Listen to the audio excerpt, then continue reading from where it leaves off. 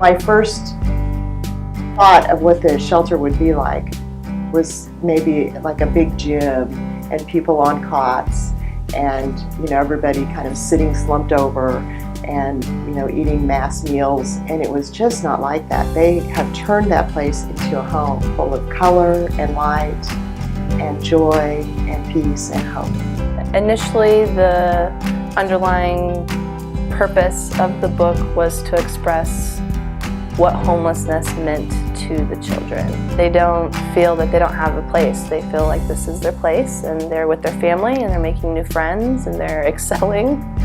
And through working on the book, I was very touched by that. The first little girl we interviewed was overjoyed to be there. She was just on top of the world because she and her family, when they stayed at their aunt's house, they had to sleep 5 to a bed.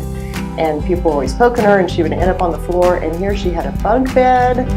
Her brother had a bunk bed.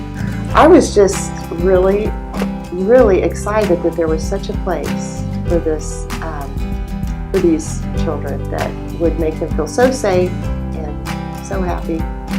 We met a young girl whose mother had been on heroin for probably 15 or 20 years, and she entered that New Life program and she is off heroin and she is stable. And I'm just so impressed that the City Union Mission is not just a Band-Aid, it's a life-changing place.